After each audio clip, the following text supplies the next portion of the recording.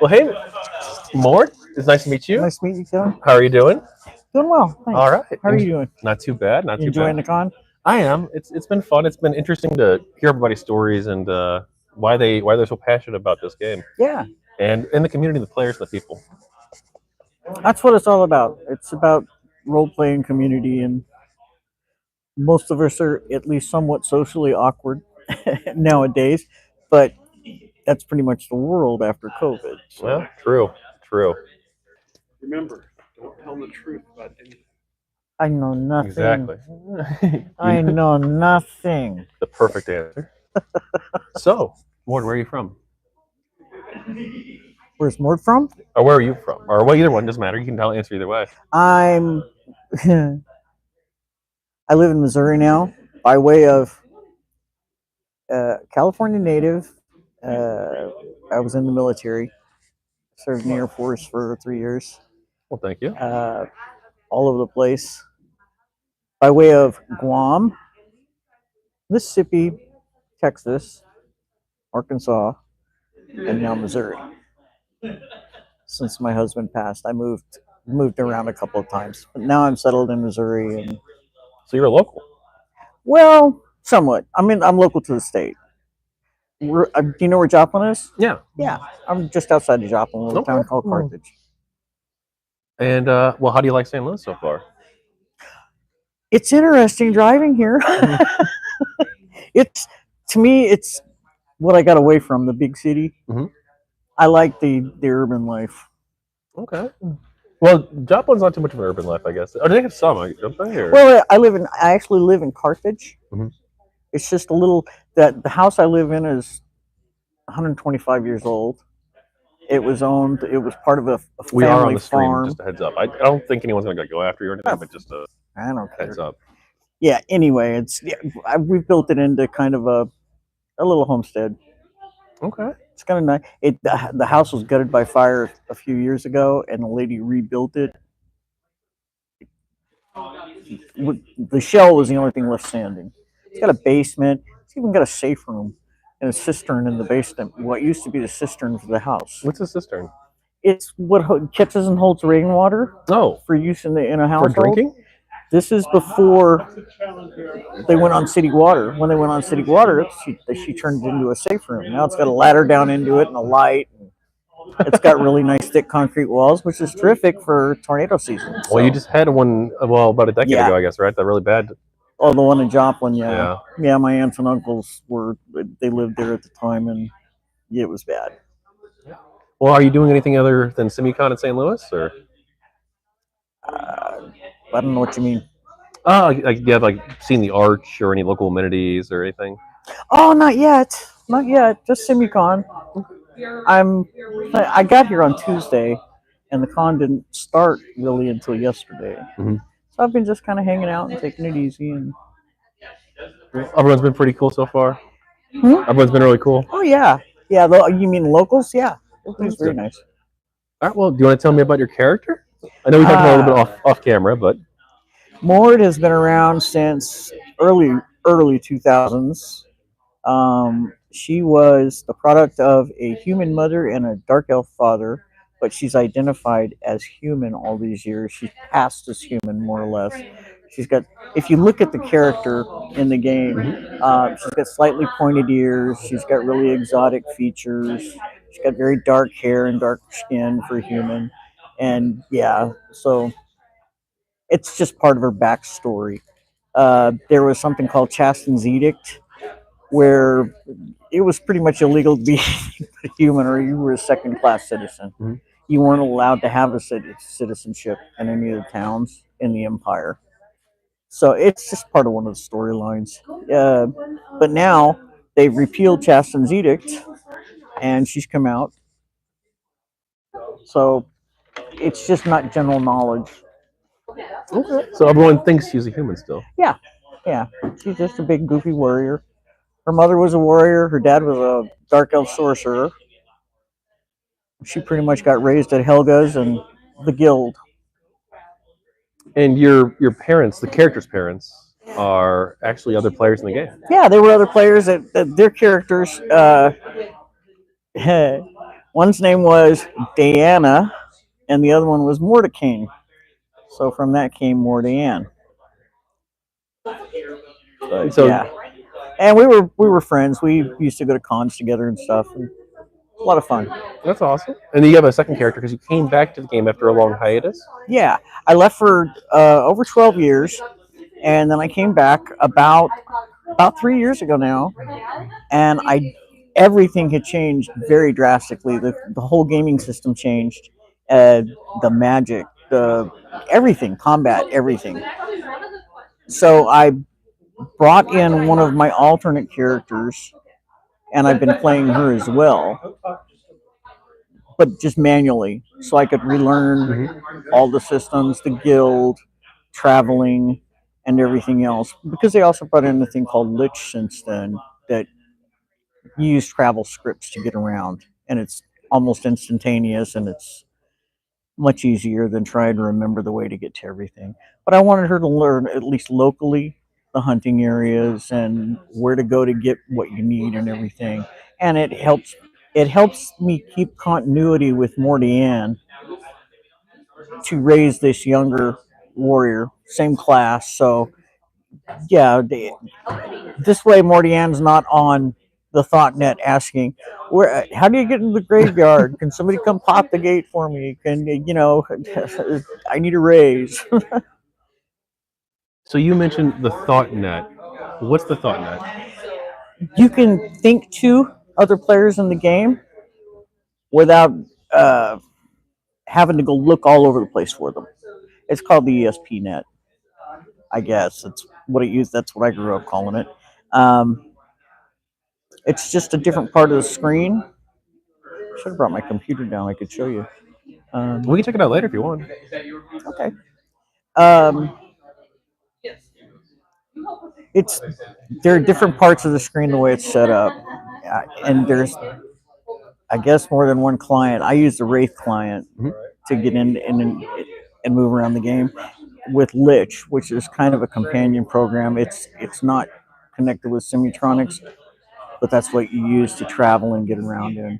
It's just a script manager, basically. Okay. Everybody can write scripts for it, but I've you used Wraith use a them little at your bit. own risk. Huh? I've used Wraith a little bit. Okay, cool. Yeah, not Lich though, I don't think. Yeah, Lich it's very nice for getting around and stuff.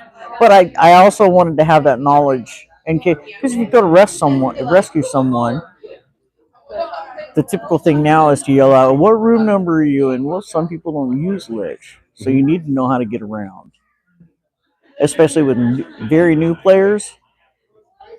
They're lying there dead and probably shocked out of their gourds, and they don't know what Lich is or what room number they're in or anything. So just to have a basic knowledge of the environs is nice, and that's why I decided to go back and do it manually.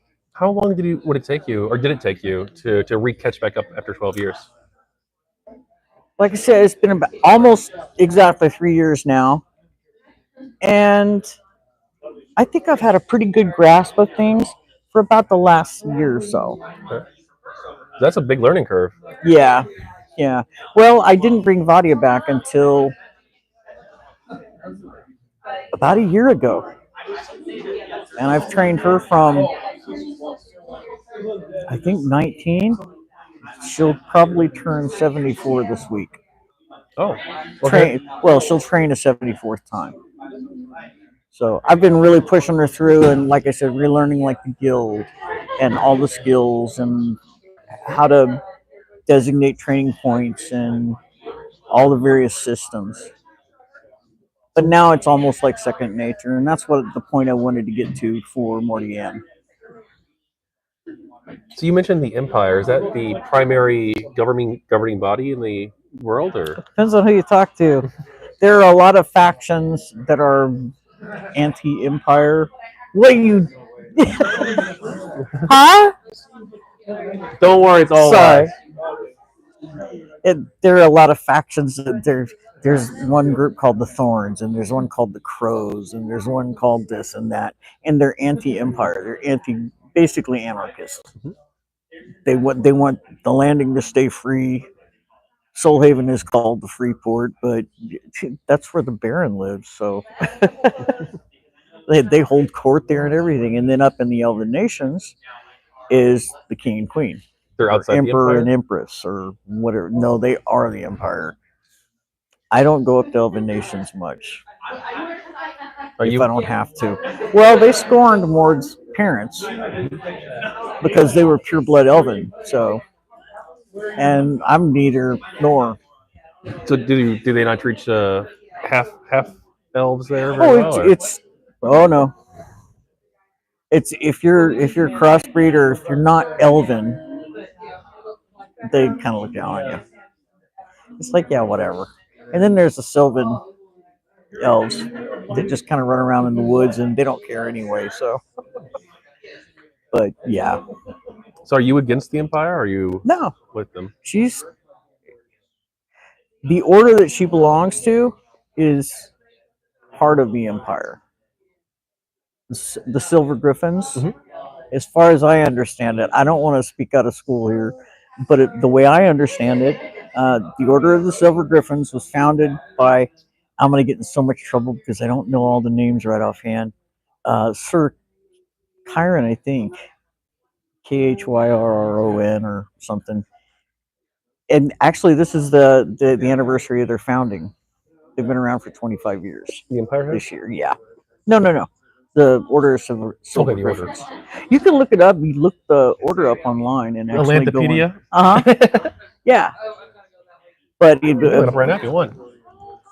Order of the Silver Gryphon. they've got a hell of a history. Order of Silver. There you go. And they have their own website. Yep. Okay. Morde stories in there actually. Oh, You can look up the officers and everyone. right here. She should be listed. Yep. Right there. Oh, there you are. Cool. You're on the council. She's been on the council 2 years running now. Sorry, she's on the council. Yeah, these are my friends. Missoni, and it's too bad Missoni and her husband aren't here. They're really fun people too. So these are player-run organizations? There are two different kinds. I think it's a GMO and an MHO. It's cooperative houses of Elanthia, and they're different organizations. But yeah, it's the martial order. The Silver Gryphons used to not fall under anyone except Empire rule, and they answered to Baron Malwind. To who? Malwind, Who's that? the Baron in Soulhaven. Okay. Is that a player? He's part of the Empire. He's an Empire noble. Is it an NPC or a player? Well, it's run by. It's been Baron Malwind has been several different people. Right now, they're in the process of his daughter taking over his spot because he's been ill for years. That's the storyline, and she's here. So, I might have to interview her. huh? Yeah, I don't think so. No. No, I don't. It'd blow a lot of role play Ah. because she's a GM. Oh, okay. So she plays. This is an NPC that she plays, Gotcha. and there's a huge backstory line. I wish Craighart was here so you could interview him. He's a riot. Well, what do you think of the text-based gameplay? I love it. No pictures. Well, I read. I read a lot. I've got 4 books in progress right now from different authors. You brought with you? Yeah, on my phone. Oh, okay. I have them all in hard copy, and those aren't my. These are my reading copies. So you prefer that over the video? Over? Oh yeah. The whack and shoot and yeah. I like to watch my grandson play that. He plays several different games with his dad and his sister and his friends on Xbox, and I love to watch them play, but I don't care to play it. Okay. I'm just. I get too, I guess, tense Well, role playing is obviously a large part of the game. Playing Yeah, it's characters. huge. It's the biggest part to me anyway. It's it's much more relaxed now, the atmosphere in the game, than it was when I left. When I left, if you said something out of character, someone would call you on it. Oh, And even still, the GMs can be watching from anywhere at any time, and they can send you a report or remark or whatever. It's a different color and it comes across the screen, and they'll say knock it off or what do you need help with or whatever. But they can be watching from anywhere at any time, and people tend to forget that. But back in the day, that was the norm. If you were talking out of character, even on the Thoughtnet, they'd call you on it. That's out of genre. It's out of character. role playing force. Take it off out of the game. Like role playing force, you had to be in character all the time. It was, yeah, yeah. If you're gonna be in the game, be in character. Not anymore though. No, they have an OOC channel on the Thoughtnet. People were talking OOC on the HelpNet because they've got Realm, which is worldwide. They've got for each of the towns, they've got a channel. For the Griffins has a channel. All the houses have their own channel. You can have a warrior channel. And it just depends on what you tune to and listen into. I listen to Help and General and Realm. Are you a mentor? I was. I want to be again. When I came back, I still had some of my NPC characters, and I recently just deleted the accounts because I put in an assist to tell them, look, I don't know how this happened, but every time this character comes in, she ends up going into it was the GM lounge, and I said, I don't want this. I don't want you guys thinking I'm trying to put one over on you. So someone help me get them taken off because one of them still had some equipment and stuff from entering. It's like, okay, it's not a problem. What kind of role playing do you like to do in the game? Well, Morde is, like I said, she's in that chivalric order. She goes on. They have boats, a boat system now. Which was all brand new. Mhm. They've got a boat system. So she goes with, right now, the order is hunting for a pirate, basically, who has done something really horrible, and that's a big role play thing. Every Thursday we go out looking for this guy. Mostly it's just treasure collection, but we're looking for this guy. And if we run into him, we'll probably kill him or take him prisoner if we can. But there's that. There's the stuff. They have court sessions.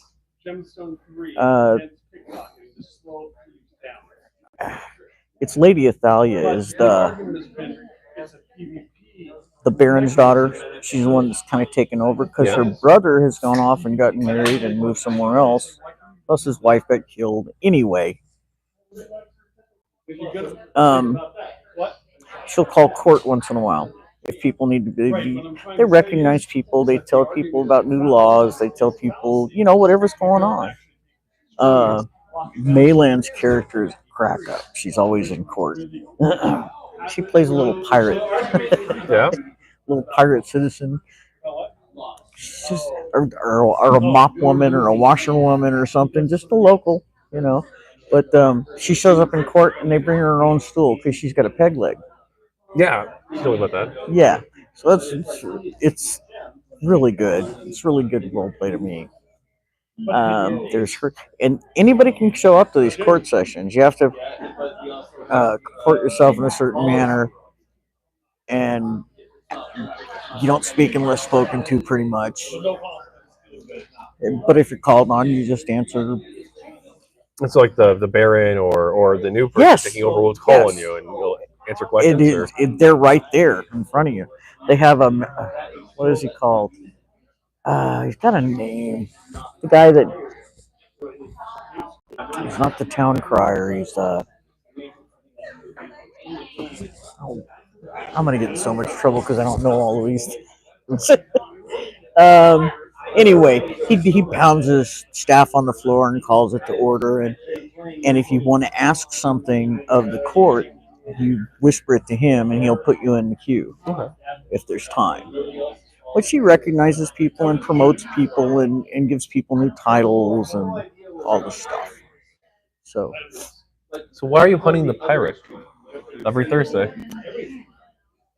like I said, it's part of a bigger storyline. I'm not familiar with the whole thing, but he took somebody captive, and then he's wanted.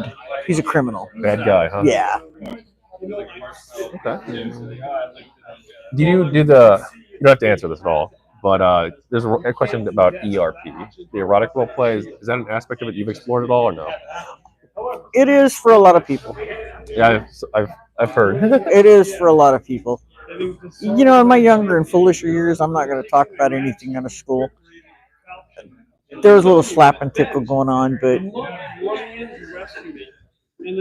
my husband just died 4 years ago. I was still married. You know, we didn't do that kind of stuff, and I teach his own. I'm not judging. I'm just not for me. I'm too old for that crap now. Understandable. So, do you do player versus player at all? Me? No. Not unless I find there is a person in the game that whispered something really vile to me. I think because he thought I was an alt of this character that he has a conflict with. There's no other excuse for it. I mean, really vile stuff. And all I can think of is, what if this was my granddaughter playing this? This is supposed to be a family-based game. And I go into it thinking, I don't know who I'm talking to. So my character role plays with their character, and that's as personal as it gets in the game. That's what I'm there for. But I'm probably gonna end up reporting the guy in the game if he persists at it. Yeah. Well, I'm sorry, that sucks. Yeah, it's that's the only thing that bothers me, because I don't care what people do in there. It doesn't bother me. I'm not shocked by much anymore. But that's all I thought is this is billed as a family game. And I've known there was a 9-year-old that was playing one time, and the kid was amazing at playing at the hack and slash portion. Excuse me. Oh, you're okay. Oh. Looking for my Kleenex. But he was 9 years old, so he was really exuberant, and he wouldn't let you get the answer to a question out before he was asking another one, and he was just just bouncing around like a puppy on crack. And I finally said, I handed him off to somebody else. It was a chicken move, but they got along a lot better anyway, because that person could keep up with him. And it was funny. I was helping him hunt rats or something in the catacombs, and this is when I was mentoring. And he goes, "Would you marry me?" I really want to get married in the game. I said, "No, sorry, that's not going to happen. You go and find somebody and go find a group of friends." And he did. The kid stayed around for at least 6 months to a year, if I remember properly. Okay. But it was cute. But it's a family game, especially nowadays. Kids are so sophisticated, and what they can do with tech. Are there a lot of minor players, or is it? Yeah. Not here, I guess, but. Oh yeah. There were even more back in the day. A lot of us have aged up. Some of these guys were teenagers when they started playing. Yeah, I've heard actually. Yeah. So, weddings are a thing in the game. Did you ever marry in the game or no? Oh yeah, one of my characters was married. She married we had the big cathedral wedding and all of that, and then the player of the other character was this little Jewish lady, very nice little lady. But she had to go out. She got into web design and development, so she went off and did something else, and those characters just kind of, but we just had the most fun with it, just role playing it. There wasn't, we were talking about ha wedding night and all this stuff, and we were just cracking up because we were talking on the phone while we were playing the characters. It's like, oh, watch this. Watch this. So, did you participate in Droughtman's challenge yesterday? Yeah. How did you do? I got killed a lot. Crime, the guy that won, he and I ended up chasing each other around for probably half of it. Either he was in front of me or I was in front of him, and we were just kind of following each other around. It was fun. It was a lot of fun. I've actually, as someone who doesn't really play, I don't know much about it. I doubt the readers probably know a huge amount about Droughtman's challenge. So, do you want to tell us what that is? It's a side game. I guess an arena. They have monsters that are put in there just to harass you and try and kill you. This used to be, from what I'm told, it used to be other characters or GM characters or non-player characters that weren't there to help you at all. They're there to try and hinder you and kill you and make it harder. Because as soon as you're dead, you're up again. And it doesn't cost anything in real game resources. You have to drop everything. When you go in, you're stripped completely. And if you want a weapon and armor and everything else, you have to pick it up off the table to go. Do you have to grab like preset stuff, or is it stuff you find on the mission? No, it's preset. You enter into a room and you pick a weapon, a shield, armor if you want, and you've got a backpack with a pill in it that will heal all your wounds, but it gives you like a 45-second round time or something, and a wand that you can freeze other players with. I didn't see any of that going on much, and I don't know if it. And every time you die, you get another pill, and so it's run around in this maze that is constantly shifting and changing, and every time somebody pulls a rope, either they get killed or it drops a key and they can pick the key up, or they get treasure or money. And you run around until there are, I guess, colored keys for the colored doors. Mm-hmm. And to win, you had to get the gold key, which goes in the white door. And it didn't really matter with the keys because the doors were just popping open anyway. If you pull a lever, the door will pop open. But in order to win the game, you had to find the white key and find the white door. And like I said, everything's constantly shifting. But it was great. It was great fun just to run around. Did you make it to the next round? No, there's not going to actually be a next round. No, they didn't have enough players sign up, so Crime actually won. He got the grand prize. Okay. So, kudos to him. Do you have any thoughts on spirit beasts? I have no idea what they are yet. I'm still waiting to see. Okay. I'm hoping it's some kind of dragon or something other than a zombie or something that I won't be too worried about dragging around with me. Something that's not going to look too gaudy. Yeah. Oh, she's got a sentient potato sitting on her shoulder right now. So a sentient potato? Yes. I think Wyram did this.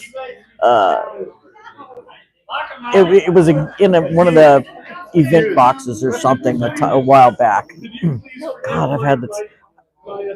You have to nurture this potato. Basically, you have to feed it and water it, and you can put a decoration on it. And we can put like mine's got a little sword belt that it wears. That's just like Mourdeyan's. And you take it to see the pixie after a certain amount of time, and the pixie does something, insouls it, basically. So you end up with a sentient potato instead of just a spud. So is it able to like talk and stuff too? Or? Oh, it sings and tells everybody how great you are and what a wonderful person you are, and you can tickle them and slap them and hug them and stuff. And oh my god! But yeah, I usually end up sticking mine in my pocket, especially when we go to court, because it says, my mom did this and this and this. It's like, no. Stories better left not told. I just scolded. Well, not in court. Nobody cares that your mom killed a big bad monster. Well, what do you think of scripting? Scripting? Do you mean AFK scripting? Well, any kind of. Well, you can. Scripting, I think, is great. It makes for more fluid gameplay. But leaving the keyboard in script hunting is very controversial. I know a lot of people do it. They raise a character to a certain age and then they sell them. To me, that's like slavery, but whatever. I talked with Clinlin. He plays Dragon Realms, He's not here actually. I talked to him ahead of this project to learn more about the game. And he was telling me that like purchasing characters, like that's like a major component, and that people have very mixed feelings about it. Yeah. I bought a character, God, 20 years ago, and he's just this old wizard who evidently was a real bad guy in his previous life, because the first month I had him, he got killed about 6 or 7 times. Just girls or other people walking up and killing him. You're a jerk. We're going to kill you. And they did. So I finally made him into this harmless old guy with dementia, and his hair's half scorched off, and he blew up the doorkeeper at one of the houses, and because he forgot what he embedded into the spiders. And, I wonder what's in here. And he rubbed it, and he blew the Phoenix doorkeeper away. So he woke up in jail. But I played him like that, and I just use him to spell people up. Do you still play that character? Oh, I still have him. I haven't played him in quite some time. But he's just a dotty old. His main weapon is a feather duster. That doesn't sound very effective. Exactly. If he walks outside of town, he's going to fall down and bleed to death. So, I mean, he's that wimpy. Well, he used to be able to enchant a lot, but enchanting and everything has changed so much that he has no clue. He walks around with a dead mouse on a string, and people go, "Oh my God, he's sleeping." Sounds kind of like a miserable character, actually. Oh, he's fun, actually. He's great. He's crazy. He doesn't know anything's wrong. What do you think of, and you can answer this 2 ways, the future of the game? You can answer it in terms of the future of the game world itself and also the future of the commercial product, however you want to take it, or both. Commercial products. This game specifically, God, that's the only one I can speak about because it's the only one I played. I think it's got a heck of a future. We just had an influx of newer people and returnees in the last, I'd say, 2 years or so. And there are more and more people in the game all the time. When I stopped playing GemStone, it was not unusual to see 3,000 players in at one time. 12 years ago? Yeah. Or a little bit, roughly. Yeah. 2,000 to 3,000 players at a time. When I came back, it was unusual to see more than 500 or 600 in at a time. And now, most of the time, there's 600 to 800. Okay. Somewhere around there. And when there's an event running, they're constantly innovating. They're doing constant events and storylines that you can choose to get involved in or not. Some people, my character stays around her hometown. That she's a homebody. Vadia goes all over the place. So, do you have a house in the game? I mean, they each have one. Oh, okay. So you have one for each character? Or? Yeah. Okay. The premium homes. I didn't buy a deeded house or anything, but they have a premium home because it's 2 premium accounts. So, what do you think of the housing? I think it's interesting. I don't really understand the house idea. I know Roblar had a castle at one time, or a keep or something. It's up on the glacier. But I think he sold it to someone. But it's interesting because you can keep stuff there. Like Mourdeyan's got a tent she carries around, so she can basically just sleep in that.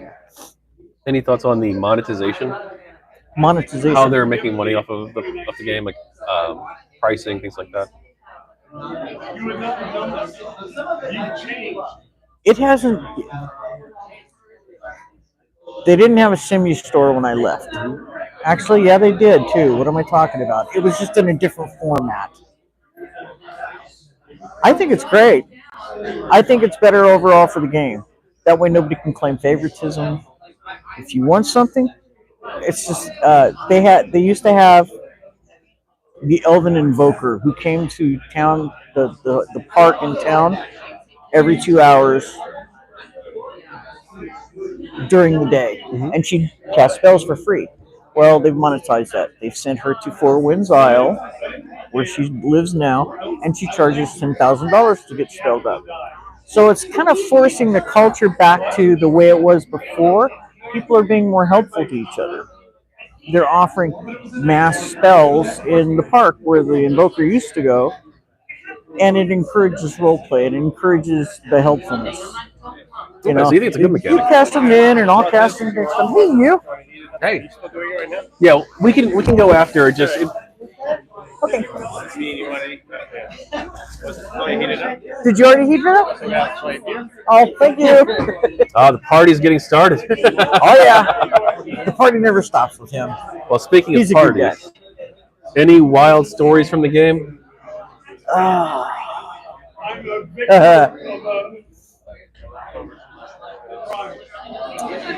When Mourdeyan capped, they cap you for capping, meaning whoever's on duty, the GM, will come in and cap you, kill you, just boom, hit you with lightning or something to kill you dead. For what reason? It's a rite of passage. If you said, please don't do that to me, they'd probably do it to you quicker or whatever, but well, it'll probably happen to me. It doesn't cost you a deed. It doesn't do anything. It's like an acknowledgement from the GMs. Yeah, we see that you capped. Well, Morde went to she was married at the time to Goldster. Anyway, she's been married forever to this guy.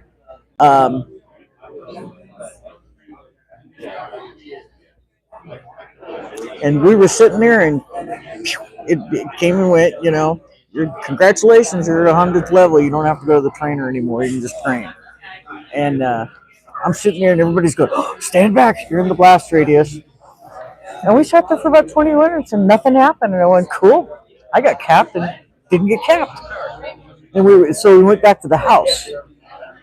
There's a little park area inside the house, a little courtyard. And we were sitting in the courtyard fishing and stuff, and all of a sudden, and they zapped me. But it didn't kill me, and I went, ha, not dead. Pow, now you are. And then they immediately raise you. And so I'm alive, and I'm laughing my butt off. I think it's hilarious.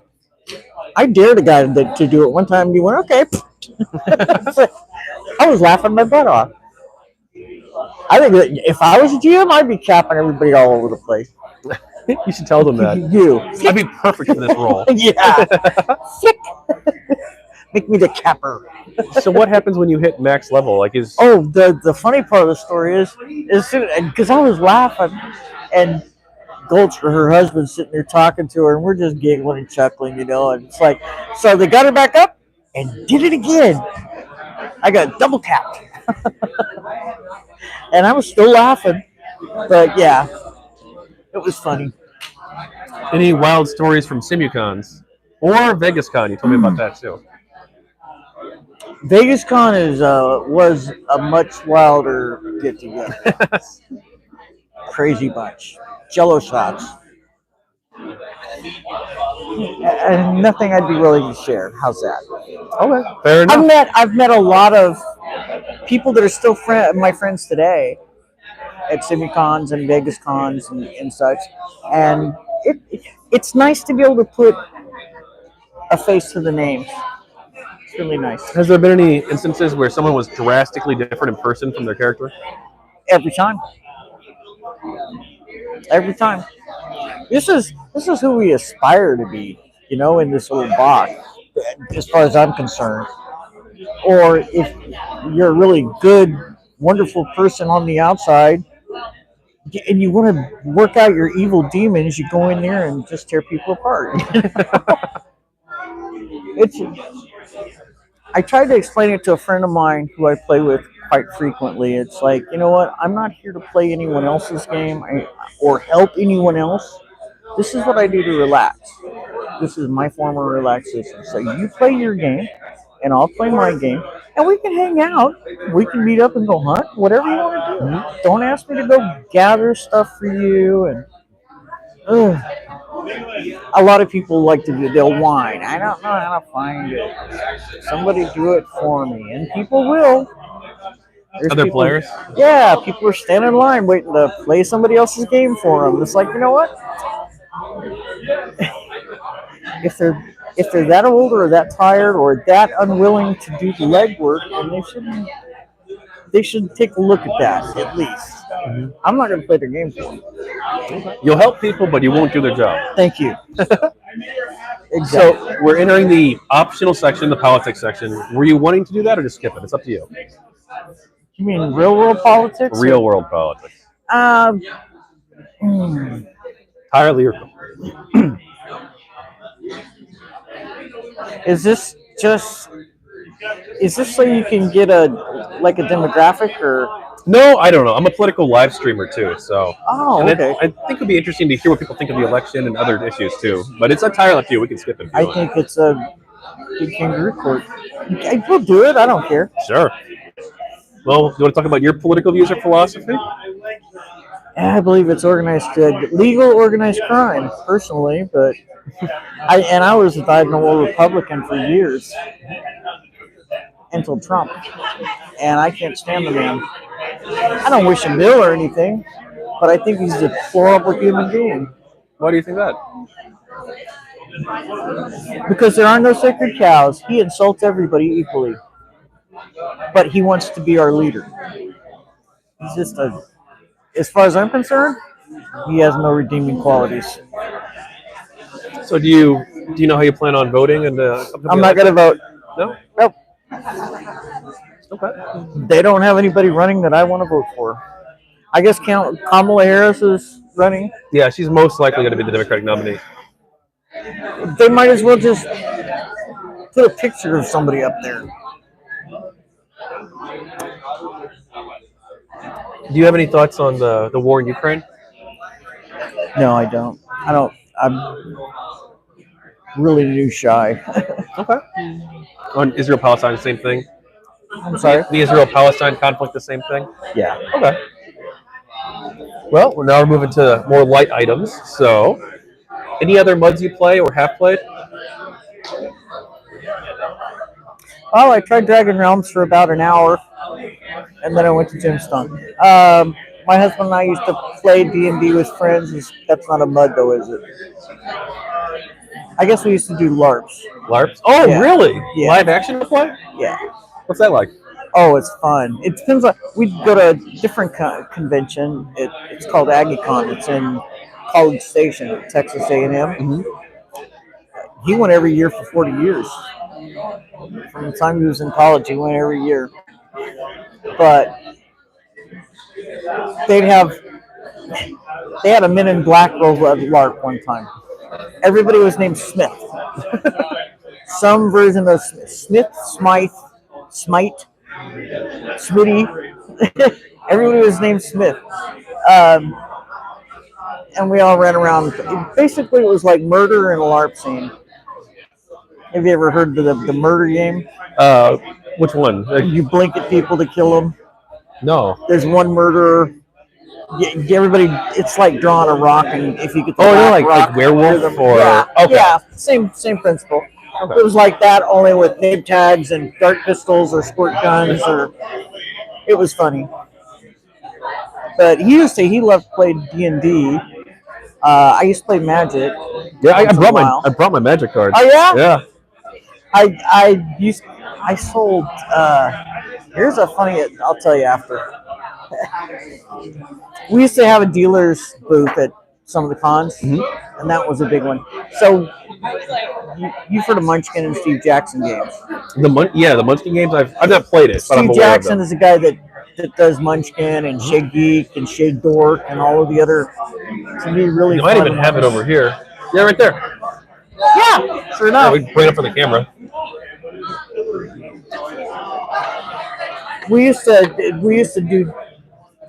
Well, there's a bobblehead around here somewhere that's going to be a prize because I brought it in. We used to go to I think they called it Warehouse 81 or 51 or something. It's where Steve Jackson sold all of his product from. And we'd buy stuff. And I got, the one I was proud of was I got these 2 tins of Magic cards. It's called Gold something and Finkelstern and Gold Farm or something like that. They sat on the shelf in our garage for over 10 years. And when I moved to Arkansas, I took them to a comic shop and said, you know, these are, I know they're collectible. They're shrink wrap, original stuff. I had the provenance, everything where I bought them. Yeah.